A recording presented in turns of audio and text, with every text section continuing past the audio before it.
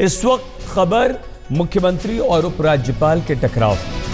एक तरफ दिल्ली के मुख्यमंत्री हैं अरविंद केजरीवाल और दूसरी तरफ हैं उपराज्यपाल।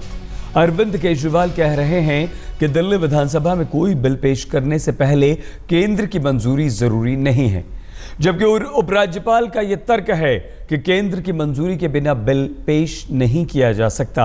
अब केजरीवाल का अगला कदम क्या होगा, इंतजार कीजिए 11 बजने का। अरविंद केजरीवाल अपनी प्रेस कॉन्फ्रेंस में अगली रणनीति का खुलासा करेंगे। मेरी एलजी साहब से बहुत अच्छी मुलाकात हुई। उनके सामने द्वंद्व है, एक तरफ संविधान है और एक तरफ गृह मंत्रालय का ऑर्डर है। मुलाकात अच्छी रही, उपराज्यपाल की अपनी बात भी जायज है, लेकिन अरविंद केजरीवाल के लिए जो नाजायज है उसे वो कैसे स्वीकार करें। पद, मर्यादा, संविधान और गृह मंत्रालय की असंवैधानिकता के बीच वो अपनी राजनैतिक प्रतिबद्धताओं के लिए लड़ रहे हैं। उनके सामने द्वंद्व है, एक तरफ संविधान है और एक तरफ गृह मंत्रालय का ऑर्डर है। हमारे हिसाब से गृह मंत्रालय का जो ऑर्डर है वो गैर संवैधानिक है। गृह मंत्रालय का ऑर्डर गलत है, ये मैंने एलजी साहब को बताया। अरविंद केजरीवाल के लिए ये लड़ाई दिल्ली विधानसभा के अपने अधिकारों की भी है।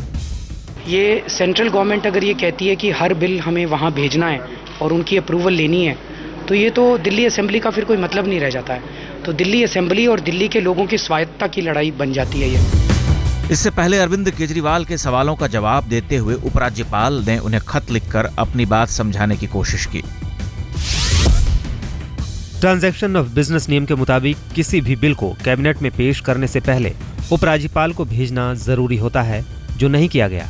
इसी तरीके से जीएनसीटीडी कानून की धारा 22(3) भी साफ तौर पर कहती है कि कोई भी प्रस्तावित बिल विधानसभा में सरकार तब तक पास नहीं कर सकती जब तक उसकी अनुशंसा उपराज्यपाल ने ना की हो।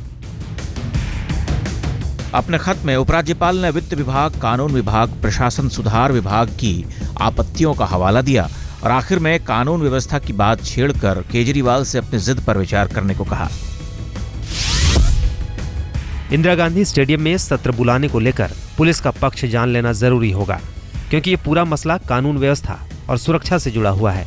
कौन वहां आएगा, इसकी पहचान मुश्किल होगी। जिस दिल्ली पुलिस पर दिल्ली के करोड़ों लोगों की सुरक्षा का भार है, वो महज 2000 लोगों की सुरक्षा का भरोसा नहीं दे सकती। बात नागवार गुजरी, लेकिन बातचीत की सीमाओं को समझते हुए उन्होंने पत्राचार का हथियार उठाया। उपराज्यपाल के खत का जवाब नए खत से दिया। उपराज्यपाल को उन्होंने लिखा,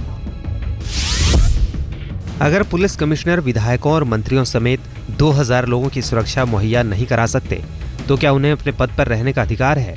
अगर दिल्ली पुलिस हमारे विशेष सत्र के लिए सुरक्षा नहीं दे सकती, तो हमें केंद्र से रिजर्व फोर्स से सुरक्षा मांगनी होगी। बात से बात न बनी तो चिट्ठियां लिखी गईं, लेकिन चिट्ठी भी सत्ता के 2 बंद दरवाजों को खोलने का पैगाम न पहुंचा सकी। लिहाजा अरविंद केजरीवाल अब प्रेस कॉन्फ्रेंस करेंगे। सुबह 11 बजे दिल्ली सचिवालय से उनकी आवाज गूंजेगी। अगली रणनीति वहीं से तय होगी।